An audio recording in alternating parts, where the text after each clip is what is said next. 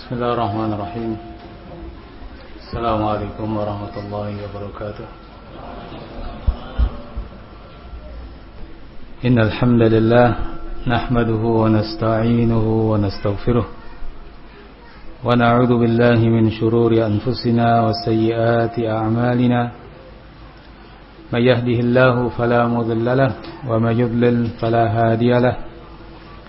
وأشهد أن لا إله إلا الله وحده لا شريك له وأشهد أن محمدا عبده ورسوله يا أيها الذين آمنوا اتقوا الله حق تقاته ولا تموتن إلا وأنتم مسلمون يا أيها الناس اتقوا ربكم الذي خلقكم من نفس واحدة وخلق منها زوجها وبث منهما رجالا كثيرا ونساء واتقوا الله الذي تساءلون به والأرحام إن الله كان عليكم رقيبا يا أيها الذين آمنوا اتقوا الله وقولوا قولا سديدا يصلح لكم أعمالكم ويغفر لكم ذنوبكم ومن يطع الله ورسوله فقد فاز فوزا عظيما. Amma ba'd, ikhwani fid din rahimakumullah. Alhamdulillah, pada kesempatan ini kita berkumpul di tempat ini untuk mengkaji salah satu bab dari bab-bab agama kita, yaitu hak-hak suami dan istri, hak dan kewajiban masing-masing dari suami dan istri. Ikhwani fiddin rahimakumullah, ini merupakan salah satu bab penting dalam agama kita, dan agama kita sangat perhatian dengan baik, karena kehidupan berumah tangga merupakan salah satu hal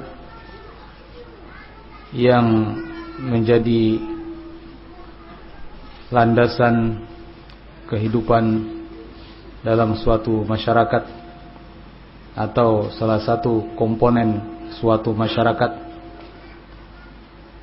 Dan kita dapati ayat-ayat Al-Quran dan hadis Nabi Sallallahu Alaihi Wasallam banyak membahas hal ini.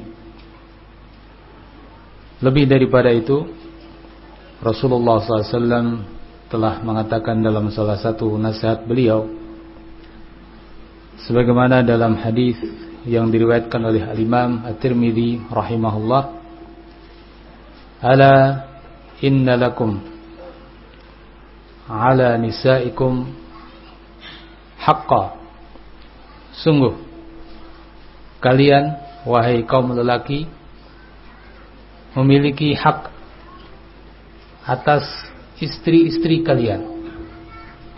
Wa inna linisaikum alaikum haqqa, dan sungguh istri-istri kalian juga punya hak atas kalian. Sehingga dengan sabda Nabi sallallahu alaihi wasallam tersebut, kita menyadari bahwa masing-masing dari kita sebagai seorang lelaki, begitu pula pihak lain sebagai istri-istri kita, masing-masing punya hak yang artinya wajib dipenuhi dan sebagai kewajiban pada pihak yang lain. Untuk itu, ikhwani fiddin rahimakumullah, sebagai wujud pertama ketakwaan kita kepada Allah Azza wa Jalla dan tanggung jawab kita kepada pihak yang lain, maka kita wajib mempelajari untuk kemudian kita mengamalkan hal-hal tersebut. Ikhwani fiddin rahimakumullah, majelis kita pada kali ini adalah membahas tentang hal itu. Semoga dengan ini apa yang kita telah ketahui kita menjadi semakin mantap. Apa yang telah terlupakan oleh kita ingat kembali. apa yang belum kita ketahui menjadi kita ketahui, sehingga dengan itu akan menjadi landasan kita untuk mengamalkan kewajiban-kewajiban kita. Pada kesempatan ini saya akan mengambil materi ini dari kitab Asy-Syaikh Al-Albani rahimahullah yang berjudul Adabuz Zifaf fi Sunnatil Mutahharah. Beliau rahimahullah ta'ala menyebutkan beberapa hal penting di akhir pembahasan kitab ini, dan itu sangat terkait atau bahkan menjadi inti pembahasan kita pada kesempatan ini. Beliau mengatakan wasaya ila zaujain, ada wasiat-wasiat kepada masing-masing dari suami maupun istri. Yang pertama, an yatatawa'a wa yatanasaha bi ta'atillahi tabaraka wa ta'ala. Hendaknya masing-masing dari suami maupun istri mereka siap untuk saling taat, wa yatanasaha, siap untuk memberikan sesuatu yang baik pada pihak yang lain, bi ta'atillah, semuanya dalam lingkup taat kepada Allah Azza wa Jalla, dan ittiba' ahkamihi, dalam rangka mengikuti hukum-hukum Allah Azza wa Jalla yang ada dalam Al-Quran maupun As-Sunnah. Wala yuqaddima 'alaiha taqlidan aw 'adatan ghalabat 'alan nas. Jangan mendahulukan sikap taklid kepada adat istiadat atau sesuatu yang telah ada dan menjadi tradisi masyarakat, mengedepankannya daripada Al-Quran dan hadis Nabi sallallahu alaihi wasallam, atau mengedepankan suatu madhab yang tidak sesuai dengan Quran maupun hadis, yakni bahkan kita senantiasa tunduk kepada Al-Quran dan sunnah Nabi sallallahu alaihi wasallam. Ikhwani fillah rahimakumullah, ini suatu hal yang sangat penting dan harus menjadi landasan kita semua dalam segala kehidupan kita, dan termasuk dalam kehidupan berumah tangga. Suami dalam berumah tangga siap tunduk kepada aturan Allah dan Rasul. Istri dalam rumah tangga siap untuk taat kepada tuntunan dari Allah Azza wa Jalla dan Rasulnya. Hal itu ikhwani fiddin rahimakumullah, karena Allah Azza wa Jalla telah berfirman dalam ayatnya pada surat Al-Ahzab ayat yang ke-36, wa ma kana lil mu'minin wala mu'minatin idza qadallahu wa rasuluhu amran an yakuna lahumul khiyaratu min amrihim wa may ya'sillaha wa rasulahu faqad dhalla dhalalan mubina. Dan tidaklah sepantasnya, yakni di sini artinya tidak boleh bagi seorang mukmin maupun mukminah apabila Allah dan Rasulnya telah memutuskan suatu perkara, mereka masih punya pilihan-pilihan yang lain dari urusan mereka. Wa may ya'sillaha wa rasulahu faqad dhalla dhalalan mubina. Dan barang siapa yang bermaksiat kepada Allah dan Rasulnya, sungguh dia telah sesat dengan kesesatan yang nyata. Ikhwani fillah rahimakumullah, ayat ini menjadi landasan penting bagi kehidupan seorang mukmin dan mukminah. Taat kepada Allah dan Rasul, tidak mencari solusi dari yang lain. Bahkan ayat ini pun ada kaitannya dengan bab kehidupan berumah tangga kalau kita melihat dari sebab turunnya atau kaitan ayat ini dengan kejadian di masa Rasulullah sallallahu alaihi wasallam. Ikhwani fillah rahimakumullah. Yang kedua, thaniyan an yaltazima kullu wahidin minhuma al-qiyam bima faradallahu alaihi min al-wajibat wal huquq tijah al-akhar. Hendaknya masing-masing baik dari suami maupun istri siap dan senantiasa melakukan apa yang Allah wajibkan kepadanya dari kewajiban-kewajiban dan hak terhadap pihak yang lain. Masing-masing kita harus siap. Jangan ada tadi mencari solusi yang lain. Jangan ada rasa berat untuk tunduk kepada kewajiban-kewajiban Allah dan Rasul. Nah, untuk melaksanakan kewajiban ini tentu kita wajib mempelajari. Sehingga bagi suami maupun istri hal ini menjadi suatu kewajiban yang sifatnya fardhu ain. Kenapa? Karena dia telah masuk dalam ranah ini.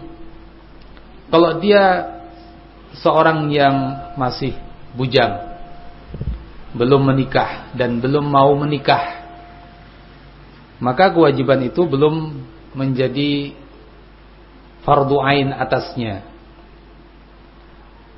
Tapi kalau dia mau masuk ke dalam kehidupan rumah tangga, maka dia wajib dan menjadi fardu ain, laki-laki maupun wanita.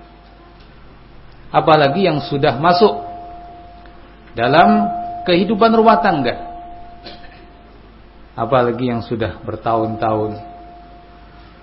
Kalau dia ternyata belum mempelajari, maka segera pelajari. Ini fardu ain.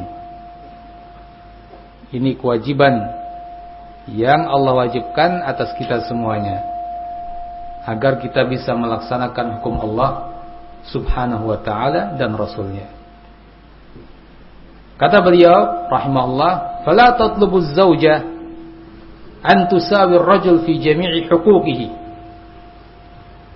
Nanti dalam prakteknya, misalnya seorang istri tidak boleh menuntut untuk disamakan dengan laki-laki dalam segala hak. Karena apa? Karena Allah telah membedakan. Di sana ada perbedaan tingkatan, perbedaan hak, dan itu sesuai dengan ketetapan Allah yang penuh dengan hikmah.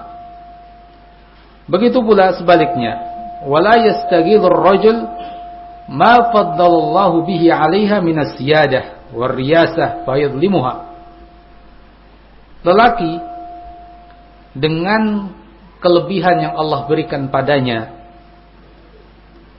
dengan kepemimpinan yang Allah berikan padanya, tidak boleh menggunakannya untuk menzalimi istrinya, menyalahgunakan kepemimpinan tersebut sehingga melampaui batasnya dengan melakukan suatu tindakan kezaliman kepada pihak istri. Allah Azza wa Jalla telah berfirman pada surat Al-Baqarah ayat yang ke-228, walahunna mithlu alladhi 'alaihinna bil ma'ruf walirrijali 'alaihinna darajah wallahu 'azizun hakim. Untuk mereka kaum wanita seperti apa yang menjadi kewajiban mereka, bil ma'ruf, dengan cara yang baik, yakni dia punya hak sesuai dengan kewajibannya. Walirrijali 'alaihinna darajah, dan bagi kaum lelaki punya satu derajat lebih tinggi, 'alaihinna, atas mereka kaum wanita. Nah, ini ketetapan dari Allah Subhanahu wa taala yang tentu di balik itu ada hikmah-hikmah. Jangan kemudian seorang wanita mengatakan kenapa dibedakan, ya, kenapa tidak disamakan. Yang membedakan adalah yang menciptakan. Allah yang menciptakan lelaki dan Allah yang menciptakan wanita. Allah mengetahui tentang ciptaannya sehingga diberikan kepada mereka kewajiban yang berbeda, sebagaimana diberikan kepada mereka hak yang berbeda. Dan ingat bahwa Allah Azza wa Jalla Maha Hikmah dan Maha Adil.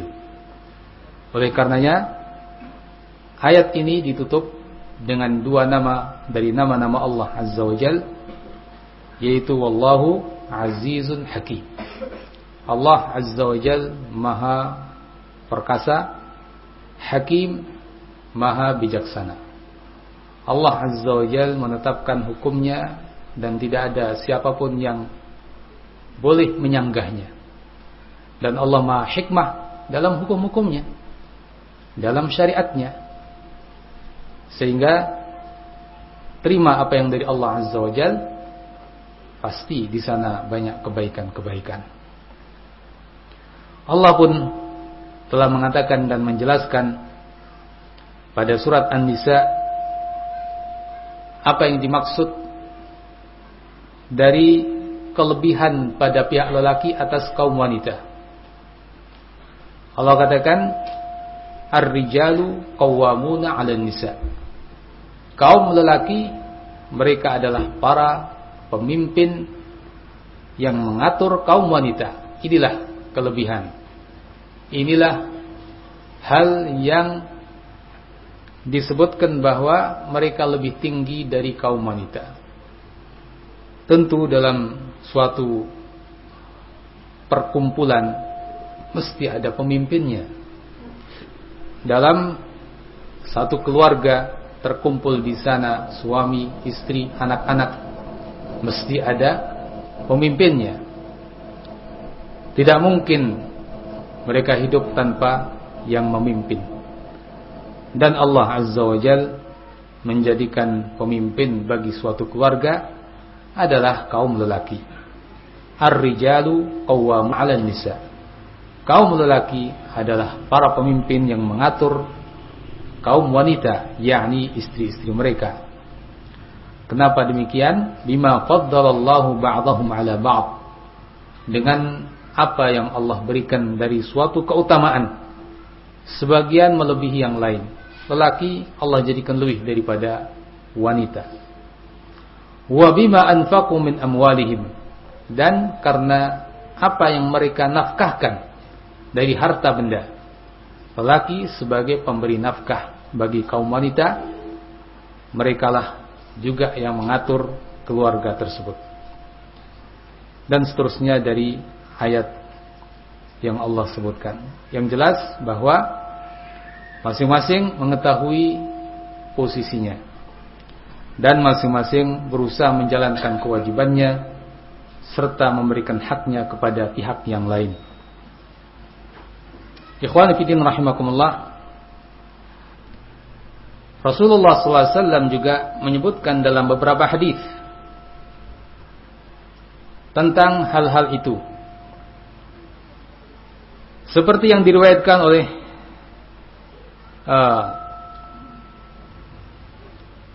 melalui sahabat Muawiyah ibnu Haidah radhiyallahu anhu, diriwayatkan oleh Abu Dawud dan yang lain, berkata kepada Rasulullah, "Ya Rasulullah, ma haqqu zawji ahadina alaina?"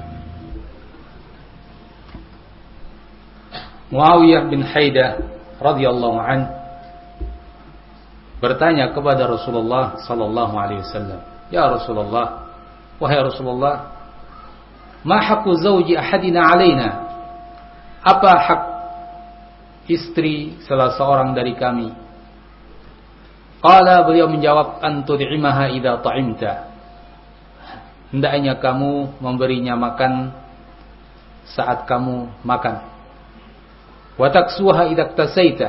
Kamu memberi pakaian saat kamu berpakaian. Wala tuqabbih al-wajh wala tadrib. Jangan kamu menjelek-jelekkan wajahnya. Jangan kamu memukul. Di dalam sebagian riwayat dijelaskan, yakni wala tadrib al-wajh. Jangan kamu memukul wajah. Wala tahjur illa fil bait. Jangan pula kamu melakukan hajar, mendiamkan dia kecuali di rumah. Ikhwan fillah rahimakumullah, lihatlah di sini bagaimana Rasulullah SAW menggambarkan bagaimana hak suami istri. Rasulullah SAW mengatakan kepada Muawiyah bin Haidah saat ia bertanya tentang hak istrinya, yang ini tentu berarti menjadi kewajiban suami, yaitu memberi makan, nafkah berupa pangan. Saat dia makan, beri dia makan. Yakni tentu sebagaimana diterangkan oleh para ulama, bab ini sesuai dengan cara yang ma'ruf. La ifrat wala tafrit. Tidak berlebih-lebihan, tidak pula menyepelekan. Begitu pula pihak istri tidak bisa menuntut lebih dari apa yang dimampui oleh suami. Ketika suami mampu, berikan makan selayaknya, sebagaimana yang biasa dimakan oleh istrinya sebelumnya. Begitu pula sandang, berikan kepada dia pakaian. Saat kamu berpakaian, kamu punya pakaian, kamu bisa beli pakaian, berikan dia pakaian yang menutup auratnya, yang layak padanya. Kemudian kata Nabi SAW, jangan kamu menjelek-jelekkan wajahnya, menghina dia dengan kata-kata yang mengandung unsur takbih, mencela, menghina, menjelekkan, dan yang semakna dengannya. Dan jangan pula memukul muka, menamparnya, tidak boleh. Kepada siapapun bahkan tidak boleh, apalagi kepada istri. Lalu jangan kamu diamkan kecuali di rumah. yakni kondisi tertentu boleh melakukan hajar, yakni mendiamkan, tidak bicara dengannya. Tapi ini pun pada taraf tertentu. Kapan itu? Seperti yang dijelaskan dalam ayat yang tadi kita baca. Allah Azza wa Jalla mengatakan, "Wallati takhafuna nushuzahunna fa'idhuhunna." Mereka para istri yang kalian khawatir dari sikap tidak taatnya mereka, fa'idhuhunna, maka berilah nasihat kepada mereka. Fa'idhuhunna, berikan nasihat kepada mereka. Wahjuruhunna fil madaji', lakukan hajar, yakni diamlah, tidak berbicara dengannya, fil madaji', di tempat pembaringan. Wadribuhunna, dan pukullah mereka, yakni ketika tahapan-tahapan sebelumnya tidak bermanfaat. Itu pun seperti yang Nabi katakan, dengan pukulan tidak ke arah wajah dan pukulan yang tidak keras. Darban ghaira mubarrih, kata Rasulullah. Fa in ata'anakum fala tabu 'alaihinna sabila. Kalau mereka para istri sudah taat kepada kalian, maka jangan cari-cari alasan untuk melakukan tindak kezaliman atau ketidakadilan kepada mereka. Innallaha kana 'aliyan kabira. Sungguh Allah Azza wa Jalla Maha tinggi dan maha besar. Nah, saat dilakukan hajar, kata Rasulullah SAW, la tahjur illa fil bait. Jangan kamu lakukan sikap hajar, mendiamkannya kecuali di rumah. Bahkan sebagian ulama mengatakan, ai la tahjurha illa fil madja'. Jangan kamu diamkan kecuali saat di pembaringan. Karena ini hanya bertujuan untuk memberikan pelajaran dan mendidik, bukan untuk bersikap zalim kepada kaum wanita tersebut. Rasulullah SAW juga mengatakan dalam hadis, al-muqsituna yaumal qiyamah ala manabir min nur. Mereka orang-orang yang bersikap adil di hari kiamat kelak akan berada di mimbar-mimbar dari cahaya. Ala yaminir rahman, berada di sebelah kanan ar-Rahman. Wa kilta yadayhi yaminu, dan kedua tangan Allah adalah kanan. Alladzina ya'diluna fi hukmihim, mereka yang berbuat adil pada hukum-hukum mereka, kebijakan-kebijakan mereka. Wa ahlihim, yang berbuat adil pada keluarga-keluarga mereka. Wa mawalu, dan kepada orang-orang yang berada pada tanggungannya. Termasuk kalau begitu di sini tentu para suami yang bersikap adil kepada keluarga, kepada istri, kepada anak-anak.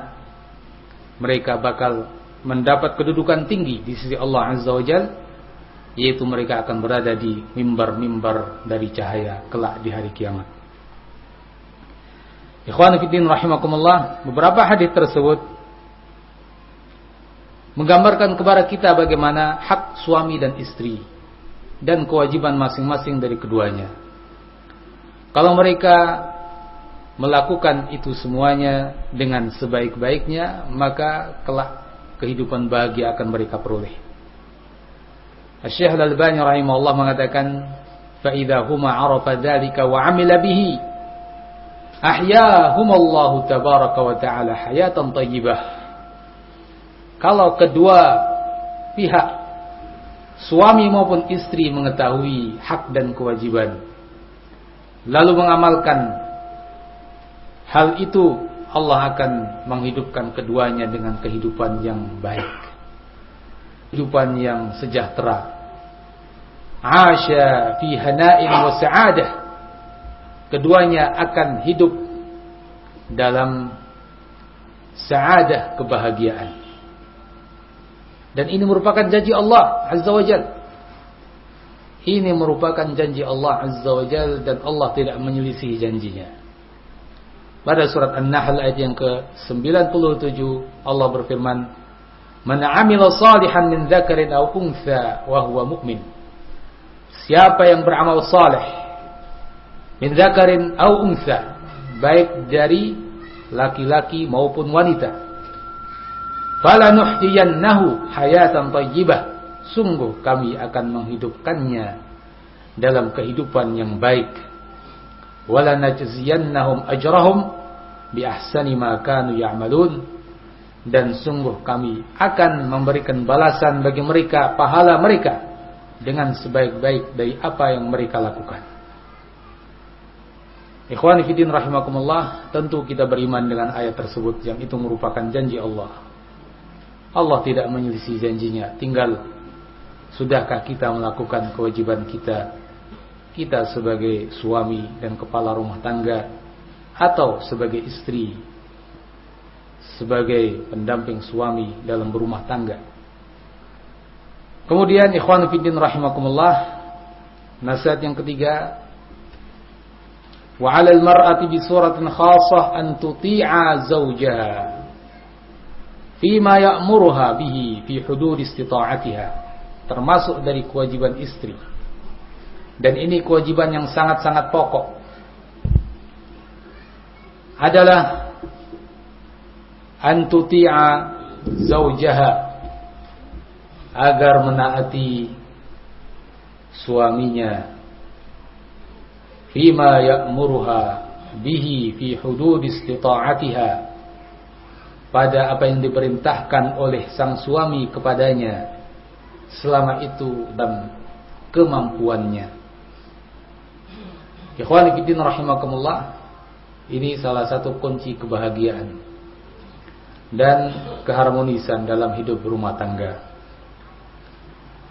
Ini tentu akan berbuah kebaikan.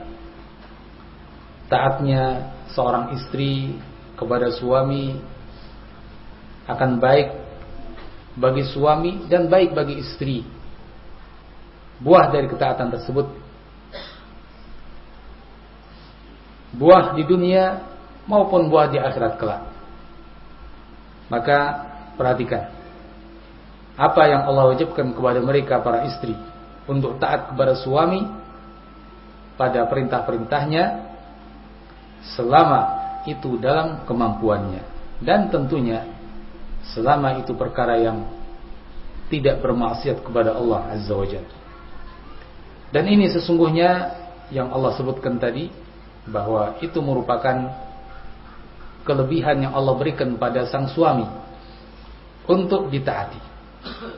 Sebagaimana dalam ayat yang kita baca, ar-rijalu qawwamuna 'alan nisa, dan ayat walir rijali 'alaihinna darajah.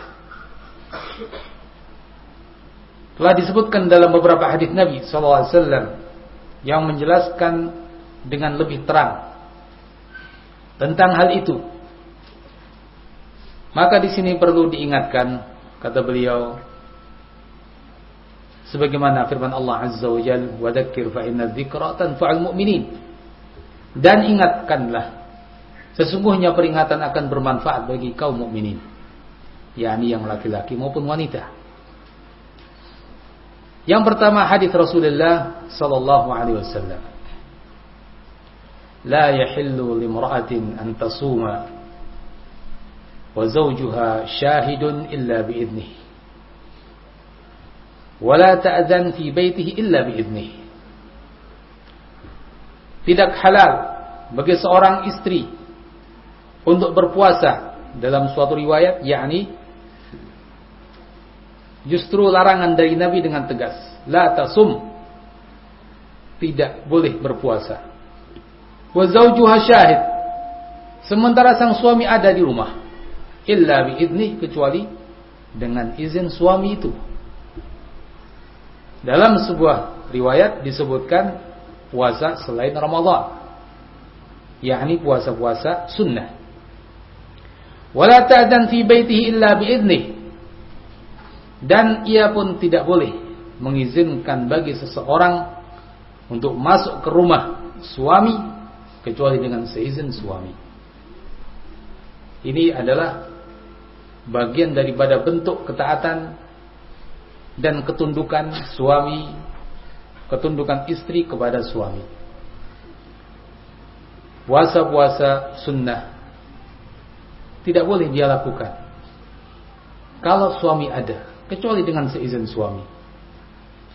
Mengapa demikian? Diterangkan oleh para ulama rahimahumullah bahwa sang suami punya hak istimta', punya hak terhadap istri dalam hubungan di sepanjang hari.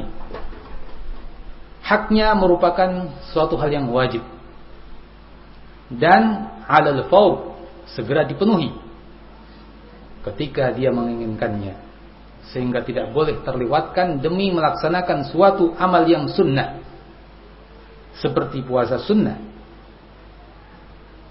Dan kewajiban ini bukan kewajiban tarahi, kewajiban yang ada tenggang waktunya.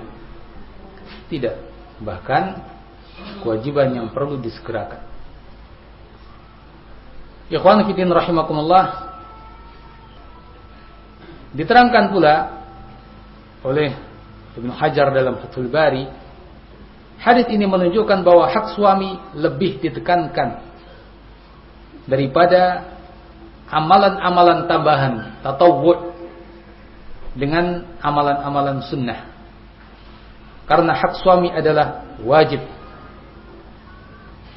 Melakukan hak suami adalah wajib, didahulukan daripada amalan-amalan yang sunnah. Demikian diterangkan oleh beberapa ulama kita rahimahumullah. Hadis yang kedua, Rasulullah SAW bersabda padanya, "Idza da'a ar-rajul imra'atahu ila firashih, falam ta'tihi, fabata ghadban 'alayha, la'anatha al-malaikatu hatta tusbih." Apabila seorang suami memanggil istrinya ke tempat tidurnya, lalu dia menolak sehingga sang suami marah kepadanya, malaikat-malaikat melaknat istri tersebut sampai waktu pagi. Dalam sebuah riwayat sampai dia mau kembali. Dalam sebuah riwayat sampai sang suami ridha kepadanya. Ini menegaskan hadis yang pertama tentang besarnya hak suami. Dalam hadis yang lain, hadis yang ketiga, Nabi bersumpah, "Walladzi nafsu Muhammadin biyadihi," demi yang jiwa Muhammad ada di tangannya, "La tu'addil mar'atu haqqa rabbiha hatta tu'addi haqqa zawjiha." Seorang wanita tidak dikatakan menunaikan hak Rabbnya sampai dia menunaikan hak suaminya. Walau sa'alaha nafsaha wa hiya 'ala qatab lam tamna'hu nafsaha. Sampai pun bila sang suami memintanya sementara dia sedang di atas pelana kendaraannya, dia tidak boleh menolaknya. Hadis riwayat Ibnu Majah dan yang lain. Ini menunjukkan betapa besarnya hak suami terhadap istrinya. Dan disebutkan dalam hadis yang lain, hadis yang keempat, "La tu'zi imra'atun zawjaha fid dunya illa qalat zawjatuhu min al-huril 'ain la tu'zihi qatalakillah fa innama huwa 'indaki dakhil yushiku an yufariqaki ilaina." Tidaklah seorang istri menyakiti suaminya di dunia kecuali istri sang suami dari bidadari akan mengatakan, "Janganlah kamu mengganggu dan menyakiti dia. Qatalakillah, semoga Allah memerangi kamu. Dia itu bagimu hanya orang yang singgah saja. Hampir-hampir dia meninggalkanmu dan bertemu dengan kami." Nah, ternyata seperti itu. Ini hal yang sebelumnya tidak kita ketahui kecuali melalui berita dari Nabi SAW. Istri-istri para suami dari para bidadari tidak rela kalau istri-istri mereka di dunia mengganggu, bahkan sampai mendoakan, "Qatalakillah, semoga Allah memerangi kamu. Jangan ganggu dia. Dia hanya mampir, dia hanya singgah di sisimu. Hampir-hampir dia meninggalkanmu dan bergabung dengan kami." Maka jadilah para istri yang taat kepada suami dan menunaikan hak-hak suami. Disebutkan dalam hadis yang lain bahwa suami adalah surga atau neraka bagi istri. Saat seorang wanita datang kepada Rasulullah SAW dalam suatu keperluan. Maka beliau berkata kepada wanita itu, "Ai hadhihi adatu ba'lin." Hai wanita, apakah kamu seorang yang sudah punya suami? Qultu na'am. Dia menjawab, iya. Qal kaifa antilah? Lalu bagaimana kamu dengan suamimu? Qalat ma'aluhu illa ma'ajiztu anhu. Dia menjawab, saya tidak pernah melakukan hal yang kurang, yakni sebisa mungkin saya lakukan untuk berkhidmat pada suami, kecuali yang saya tidak mampu. Qala fangduri aina anti minhu. Maka kalau begitu, lihatlah di mana posisimu terhadap suamimu, bagaimana sikapmu terhadap suamimu. Fa innama huwa jannatuki wa naruki. Sesungguhnya suamimu adalah surgamu atau nerakamu. Ditegaskan pula dalam hadis yang lain bahwa suami menjadi pintu surga bagi kaum wanita. Suami menjadi sebab masuknya surga kaum wanita. Jangan dianggap sepele bab melaksanakan hak-hak suami. Itu bisa menjadi kebaikan yang besar atau malapetaka yang besar. Itu bisa menjadi pintu dari pintu-pintu surga ketika seorang wanita menunaikan hak-haknya. Dengarlah sabda Rasulullah sallallahu alaihi wasallam, "Idza shallatil mar'atu khamsaha wa hassanat farjaha wa ata'at ba'laha dakhalat min ayyi abwabil jannati sya'at." Bila seorang wanita melakukan sholat 5 waktu, dia pun menjaga kemaluannya dari maksiat, dia juga taat kepada suaminya, dakhalat min ayyi abwabil jannah sya'at, dia akan masuk ke dalam surga dari pintu yang mana yang dia maukan. Luar biasa. Pintu surga yang 8, yang sebagian pintu itu adalah pintu-pintu khusus. Pintu bagi orang yang berpuasa tidak boleh dimasuki oleh orang yang lain. Pintu orang yang ahli sholat juga tidak dimasuki oleh yang lain. Namun wanita, namun istri bisa memasuki dari mana yang dia maukan. Apa syaratnya? Pertama, tunaikan hak Allah. Sholatnya dijaga, jaga dirinya dari maksiat, lalu taati suami, ata'at ba'laha, taati suami. Ketika itu dia akan diperintahkan udkhulul jannah min ayyi abwabiha syi'ti, masuklah ke dalam al-jannah dari pintu mana yang kamu maukan. Nah, jadilah mereka, wahai kaum wanita, pintu kebaikan terbuka dengan bersabar di dunia, dan itu akan menjadi kebahagiaan di dunia dan di akhirat. Ikhwani fillah rahimakumullah, itu beberapa hadis yang menerangkan kepada kita tentang kewajiban taat oleh seorang istri kepada suaminya. Di sana ada hal yang dibahas oleh para ulama. Sejauh mana ketaatan tersebut? Tentunya dalam perkara yang tidak bermaksiat kepada Allah Azza wa Jalla.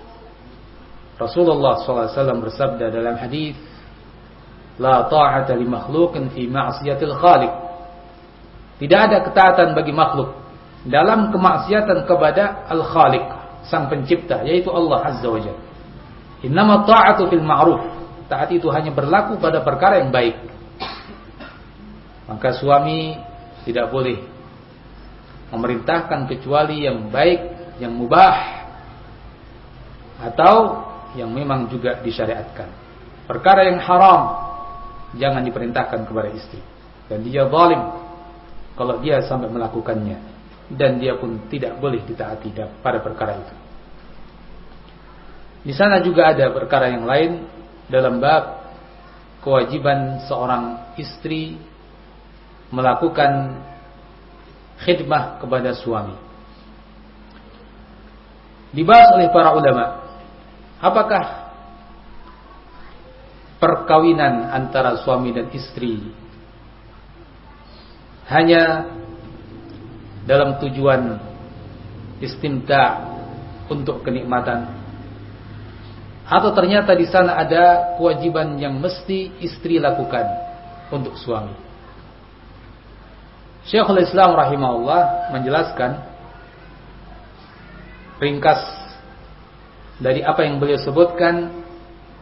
Beliau mengatakan bahwa pendapat yang benar, wujubul khidmah, seorang istri wajib berkhidmat kepada suami, yakni melakukan pelayanan rumah tangga kepada suami. Kemudian para ulama berbeda pendapat sebatas apa. Kesimpulannya juga dari pendapat Syekhul Islam yang dikuatkan oleh Syekh Al-Albani rahimahullah adalah tajibul khidmah bil ma'ruf, wajib berkhidmah dengan cara yang baik.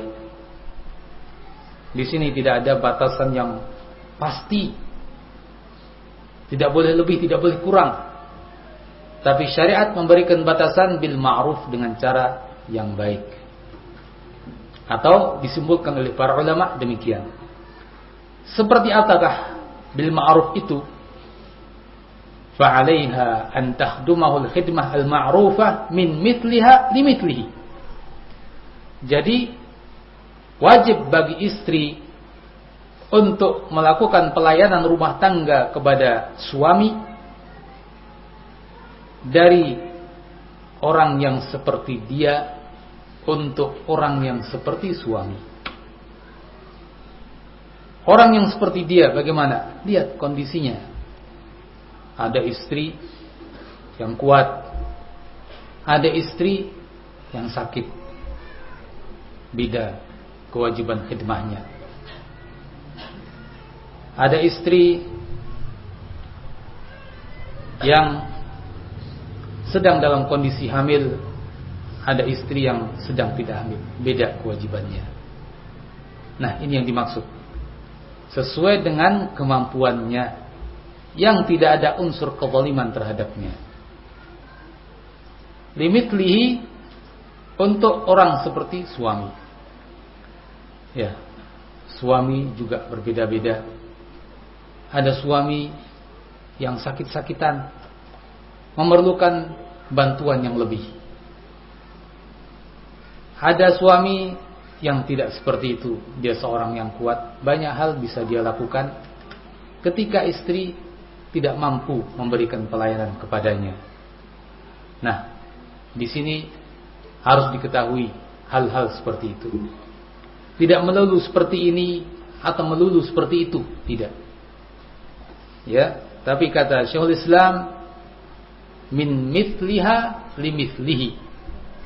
Kewajiban disesuaikan dengan kondisi si wanita dan disesuaikan dengan kondisi si suami. Di sini berlaku tentunya firman Allah Azza wa Jalla, fattaqullaha mastata'tum. Bertakwalah kalian kepada Allah semampu kalian. Dan hal ini ikhwan fiddin rahimakumullah, hal ini ikhwan fiddin rahimakumullah juga tidak berarti laki-laki hanya mendapatkan pelayanan-pelayanan dari istri dan menjadikan istrinya seperti budak terhadap tuannya dalam segala sisi. Tidak. Tapi juga lihatlah bagaimana Rasulullah SAW mencontohkan. Ternyata Rasulullah SAW juga melakukan hal-hal yang sifatnya melayani dirinya sendiri. Diceritakan oleh Aisyah radhiyallahu anha, kana Rasulullah sallallahu alaihi wasallam fi mihnati ahlihi, yani khidmati ahlihi.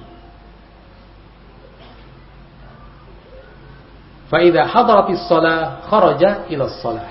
Riwayat Al-Bukhari. Dalam hadis atau riwayat yang lain, kana basharan minal bashar yufli thawbah wa yahlibu syatah wa yakhdimu nafsah. Rasulullah SAW adalah seorang manusia sebagaimana manusia-manusia yang lain.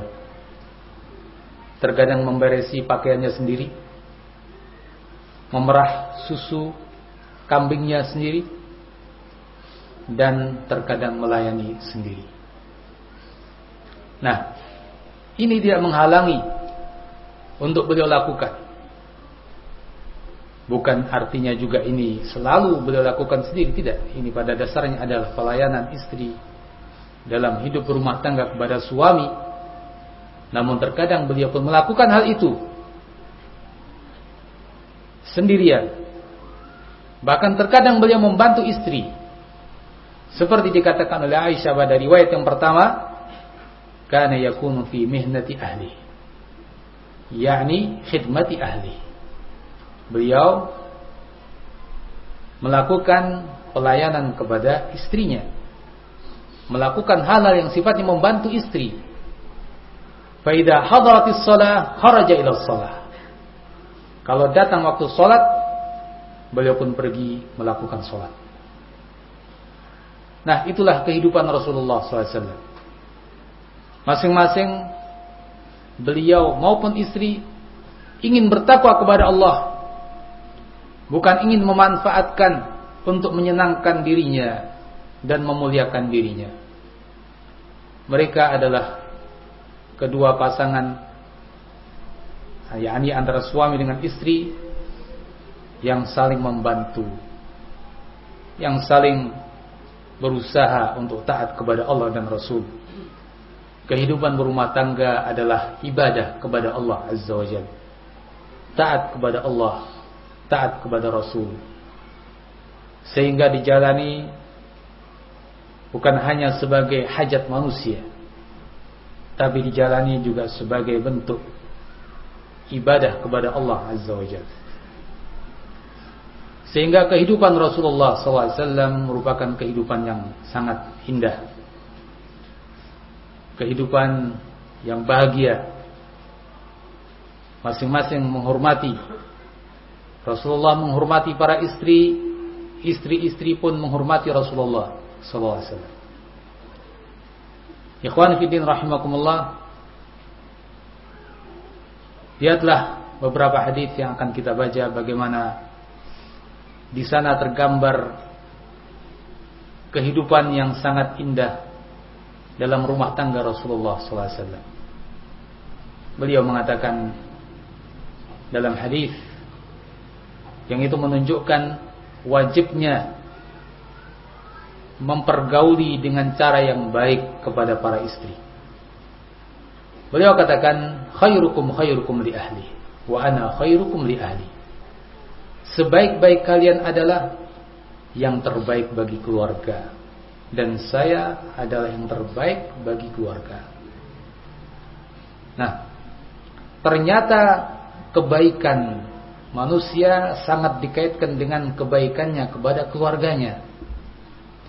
Nah, sudah sejauh mana kita melakukannya? Sudahkah kita mempraktekkan seperti yang Nabi ajarkan? Hadis ini sering kita dengar dan kita pun mungkin menghafalnya. Namun mari kita koreksi bersama kehidupan kita.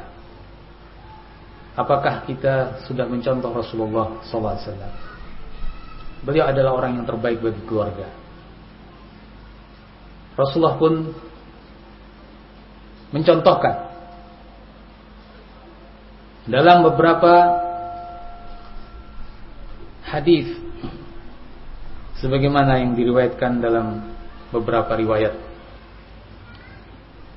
Di antara yang diceritakan oleh Aisyah radhiyallahu anha, bagaimana Nabi memperlakukan para istri. terutama yang dialami oleh Aisyah radhiyallahu anha. Tentunya kebaikan-kebaikan itu pun dialami oleh para istri yang lain. Tapi tentu Aisyah hanya menceritakan yang dia tahu dari pengalamannya. Suatu saat kata Aisyah, Nabi SAW memanggil saya. Saat itu orang-orang Habasyah sedang bermain tombak-tombakan di masjid pada hari Id. Saat mereka berbahagia melakukan kebahagiaan Id. Beliau memanggil Aisyah radhiyallahu anha, "Ya Humaira, wahai yang berkulit merah." Maksudnya di sini karena putihnya, al-bayda, karena putihnya Aisyah radhiyallahu anha. Atuhibbina an tanzuri ilaihim? Apakah kamu suka untuk melihat mereka yang sedang bermain-main itu? Aisyah pun menjawab, "Na'am, iya." Maka Rasulullah SAW memberdirikan aku di belakangnya. Lalu beliau menundukkan kedua pundaknya agar aku dapat melihat mereka. Maka aku letakkan daguku di atas pundaknya dan kusandarkan wajahku pada pipinya. Aku pun melihat dari atas kedua pundak beliau orang-orang Habasyah yang sedang bermain tersebut. Lalu Nabi SAW mengatakan setelah sekian waktu, "Wahai Aisyah, ma syabi'ti? Kamu belum puas?" Aisyah radhiyallahu anha menjawab, "La, belum." Ternyata Aisyah radhiyallahu anha mengatakan demikian ada suatu tujuan. Apa tujuannya? Li'anzura manzilati indahu hatta syabi'tu. Supaya aku tahu seberapa besar kedudukanku di sisi Rasulullah. Dalam riwayat yang lain Nabi mengatakan, yakni bertanya kepada Aisyah radhiyallahu anha, "Hasbuk? Sudah cukup?" Ternyata Aisyah mengatakan, "La ta'jal, jangan terburu ya Rasulullah." Kata Aisyah radhiyallahu anha, "Wa ma bi hubbun nadar ilaihim." Sesungguhnya bukan karena saya suka melihat mereka yang bermain-main itu. Walakin ahbabtu an yablughan nisa maqamuhu li wa makani minhu. Tapi supaya sampai berita ini kepada kaum wanita, bagaimana kedudukan Rasulullah di sisiku dan bagaimana kedudukanku di sisi Rasulullah. Wa ana jariyatun, dan aku adalah seorang istri yang masih muda, yang masih berumur sangat muda bahkan. Aisyah radhiyallahu anha, "Faqdiru qadral jariyah al-aribah al-hadithatus sin." Maka ketahuilah kadar seorang wanita yang masih muda yang sedang mencari cinta suaminya, al-hadithatus sin, yang yakni sama artinya masih muda umurnya. Al-harisatu 'ala lahwi, yang masih suka untuk bermain-main. Nah, ternyata itu yang dimaukan oleh Aisyah radhiyallahu anha, dan Rasulullah sallallahu alaihi wasallam bersabar untuk menuruti apa yang dimaukan Aisyah radhiyallahu anha. Ini adalah hak istri yang mesti dipenuhi oleh sang suami, dan Rasulullah sallallahu alaihi wasallam mencontohkannya kepada kita. Suatu saat Rasulullah sallallahu alaihi wasallam pun datang kepada Aisyah radhiyallahu anha. Ternyata dia punya boneka-boneka kecil. Aisyah masih muda belia. Beberapa sifatnya masih menunjukkan sifat anak-anak. Dia pun punya beberapa boneka-boneka. ternyata salah satu dari boneka yang dia pakai bermain adalah boneka yang berbentuk kuda yang memiliki sayap. Nabi pun bertanya, lihatlah bagaimana mereka bercengkerama. Kata Nabi SAW, ma hada ya Aisyah? Apa ini wahai Aisyah? Aisyah menjawab, banati, ini anak-anakku. yakni boneka-boneka seperti anak-anak, dia bermain dengannya. Ma hadzal ladzi ara wasatahun. Terus apa yang ada di tengah itu? Saya melihatnya. Aisyah menjawab, faras, itu kuda ya Rasulullah. Wa ma hadzal ladzi alaih. Lalu ada apanya? Aisyah menjawab, ada dua sayapnya ya Rasulullah. Kuda memiliki sayap. Aisyah menjawab, bukankah engkau telah mendengar bahwa Sulaiman punya seekor kuda yang punya sayap-sayap? Maka Rasulullah SAW kemudian senyum sampai terlihat gigi-gigi beliau. Nah, Nabi SAW bercakap, Nabi SAW bercengkrama dengan istrinya untuk tentunya tujuan-tujuan kedekatan dengan sang istri. Dalam arti, inilah contoh bagaimana bergaul dengan istri dan mengetahui siapakah istrinya.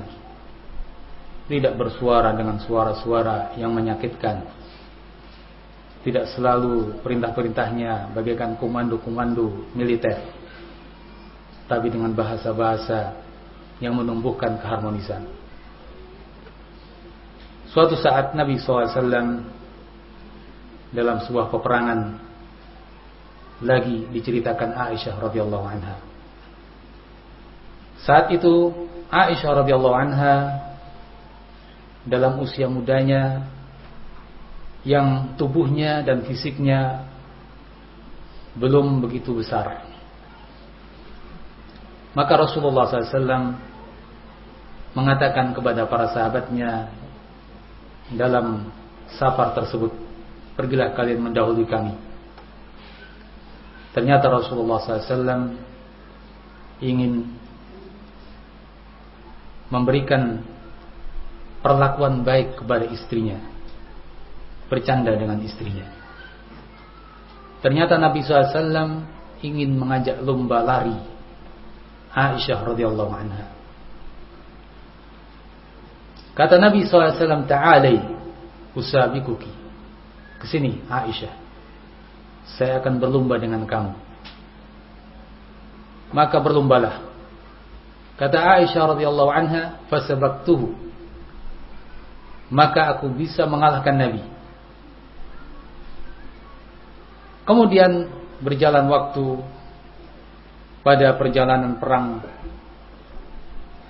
sekian tahun berikutnya, Nabi SAW mengatakan kembali kepada para sahabatnya, taqaddamu, silakan kalian mendahului kami. Nabi berkata kepada Aisyah, ta'alai usabikuki, kemari kita berlomba. Aisyah radhiyallahu anha mengatakan, saya sudah lupa yang dulu, dan saya sekarang sudah dalam kondisi berfisik lebih besar. Maka Aisyah mengatakan, ya Rasulullah, kaifa usabikuka wa ana ala hadhihi al-hal. Wahai Rasulullah, bagaimana aku akan berlomba denganmu, kondisi saya sudah seperti ini. Nabi katakan, tidak, kamu harus mau. Akhirnya berlombalah lari. Ternyata Rasulullah SAW mengalahkan aku. Lalu beliau pun tertawa dan mengatakan kepada Aisyah radhiyallahu anha, hadhihi bitilka sabqah, kemenangan ini untuk membalas kekalahan yang dulu. Ternyata Rasulullah SAW masih ingat, Aisyah sudah lupa Sehingga beginilah Rasulullah SAW dalam hidup dengan istrinya. Aisyah pun menceritakan kembali apa yang dirasakan dari pergaulan Rasulullah SAW. Beliau ketika meminum dari suatu bejana dan beliau melihat Aisyah radhiyallahu anha minum dari bejana tersebut,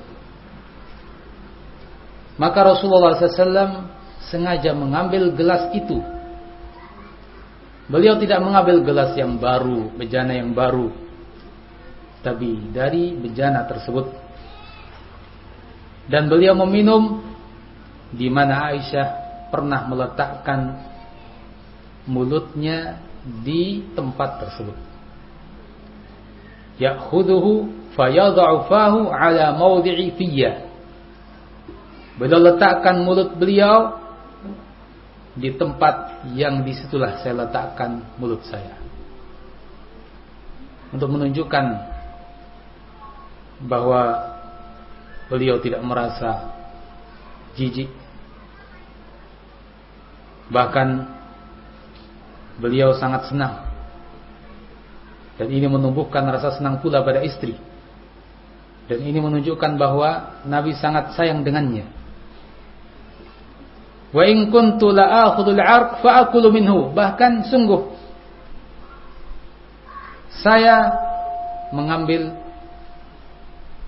tulang yang masih tersisa padanya daging. Fa akulu minhu. Lalu aku makan dari daging yang tersisa di tulang tersebut.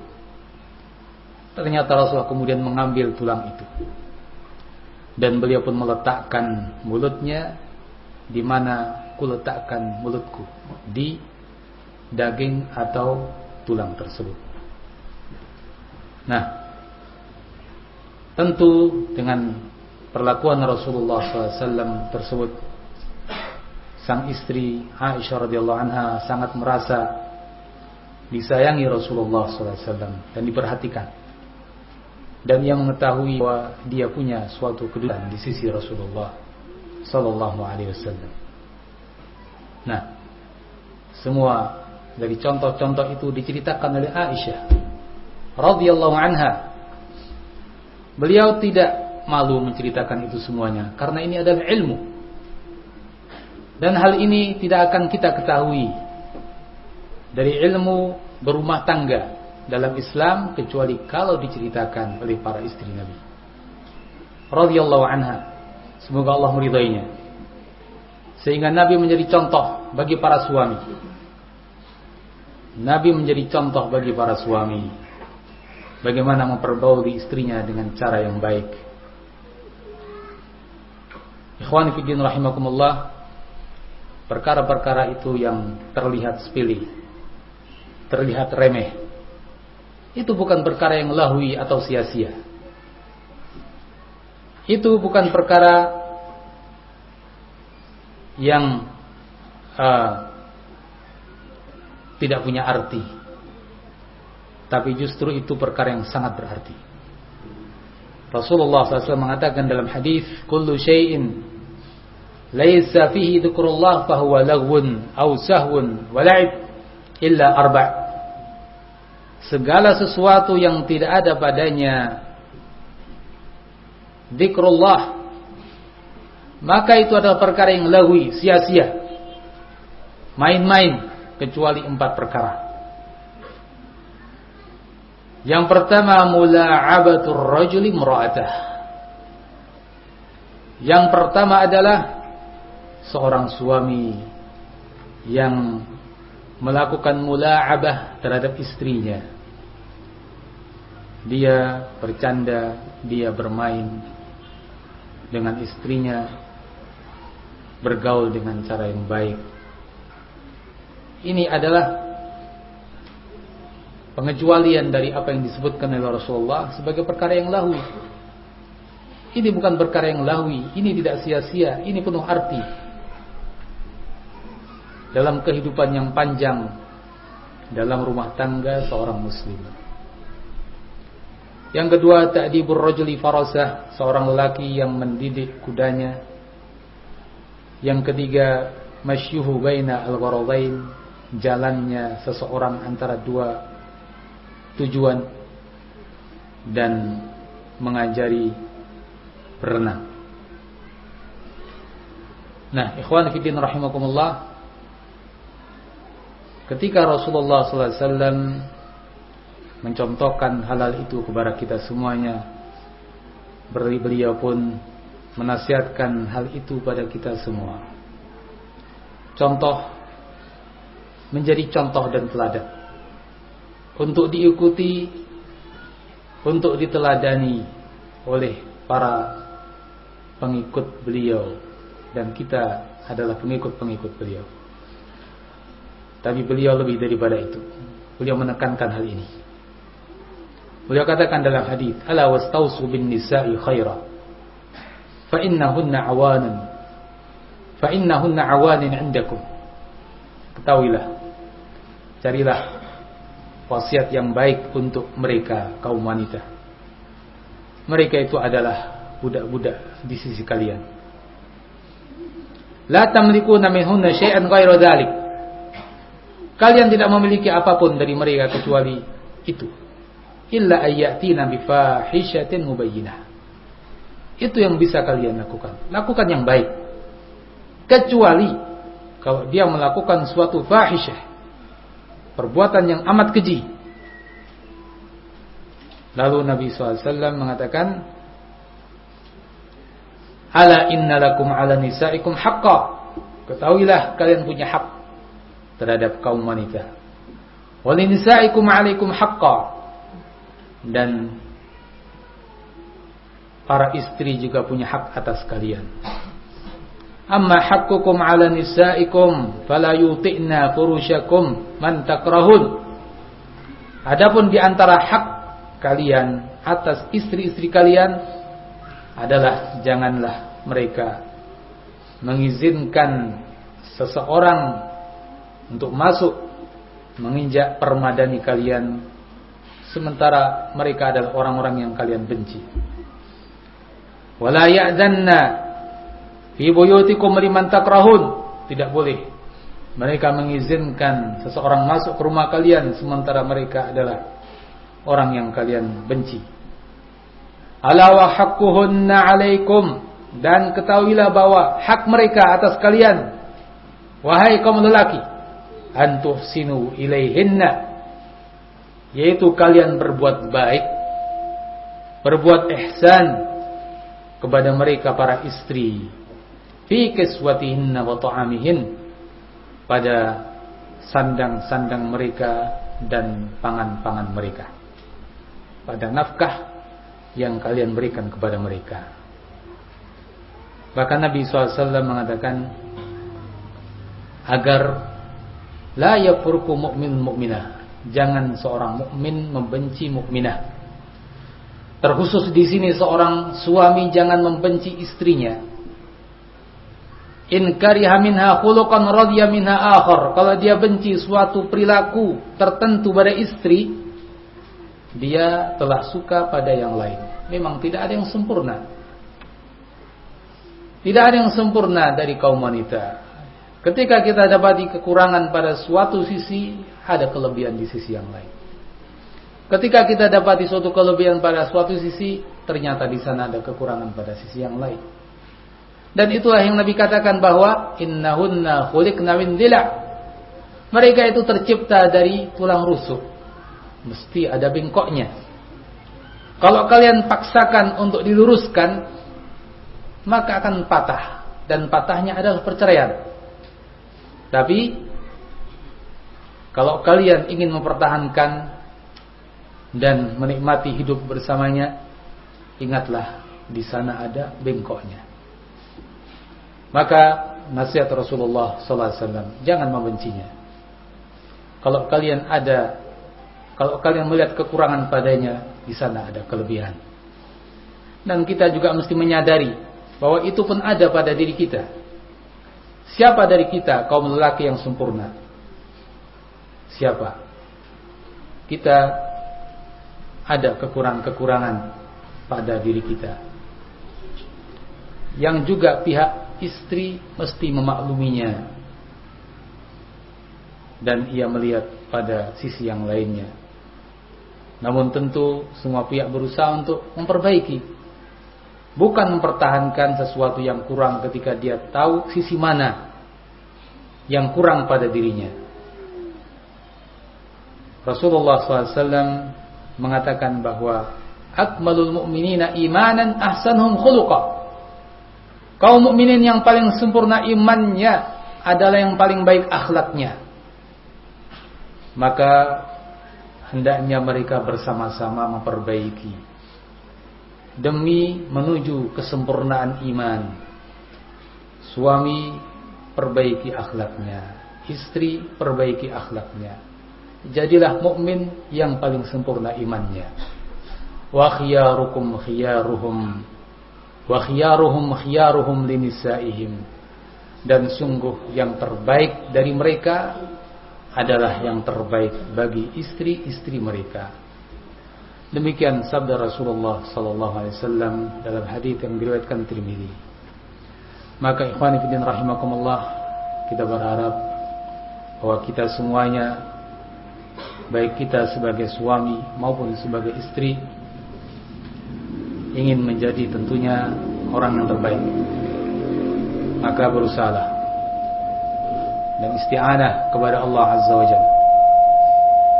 Mohon kepada Allah Subhanahu wa ta'ala, setelah kita mengetahui kewajiban kita, berusaha untuk mengamalkannya. Demikian apa yang bisa saya sampaikan pada malam hari ini. Semoga bermanfaat bagi kita semuanya, menjadi ilmu yang manfaat dan menjadi amal yang saleh. Dan mohon maaf atas kekurangan-kekurangan pada apa yang saya sampaikan. Allahu a'lam bishawab.